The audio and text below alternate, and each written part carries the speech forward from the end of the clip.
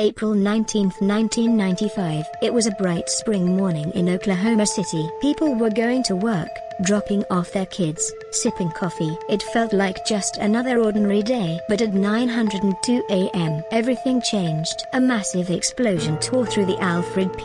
Murrah Federal Building. 168 people died, including 19 children. Hundreds more were injured. It was the deadliest act of domestic terrorism in U.S. history. This is the story of the Oklahoma City bombing, what led up to it, who was behind it, and the unanswered questions that still linger. Chapter 1. The morning of the attack. At exactly 9:02 a.m., a Ryder rental truck parked outside the federal building exploded. It was packed with a deadly homemade bomb made from fertilizer, fuel, and detonation cords. The force of the blast was unimaginable. It destroyed a third of the building in seconds. Cars nearby were flattened. Glass shattered for blocks. The explosion was so powerful, it registered on seismographs as a small earthquake. People rushed to help. First responders, civilians, everyone was in shock. It looked like a war zone. Chapter 2. The investigation begins. Within hours, investigators suspected it wasn't a foreign attack but domestic. The key clue: the axle of the Ryder truck survived the blast. It had a vehicle identification number. That number led them to the rental shop and to a man named Timothy McVeigh. Just 90 minutes after the bombing,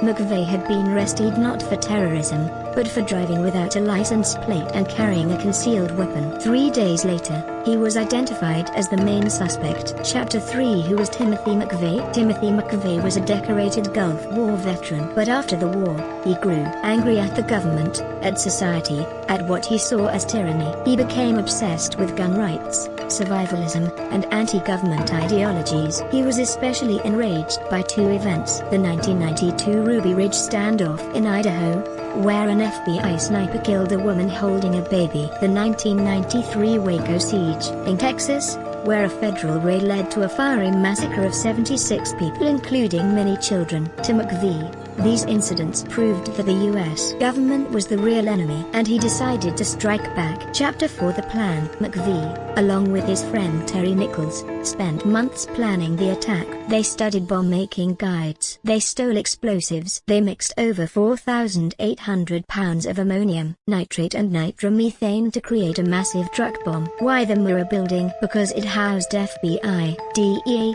and ATF offices. McVeigh saw it as a symbol of government oppression, and he chose April 19, exactly 2 years after the end of the Waco siege. Chapter 5. The victims. 168 people lost their lives that day. 19 were children in the building's daycare center. Hundreds more were maimed, burned, and psychologically scarred. One of the most haunting images was of a firefighter carrying the lifeless body of baby Bailey Arman. That photo became a symbol of the tragedy and the innocents lost. Survivors still carry the trauma. Many have said, "I lived, but the person I was before the bombing didn't." Chapter 6. The trial and execution. McVeigh showed no remorse. During his trial, he called the victims collateral damage. In 2001, he was executed by lethal injection, the first federal execution in the U.S. in 38 years. Terry Nichols received multiple life sentences and remains in prison to this day. But some believe there were more people involved. Witnesses reported seeing a second man, with McVeigh referred to as John Doe 2.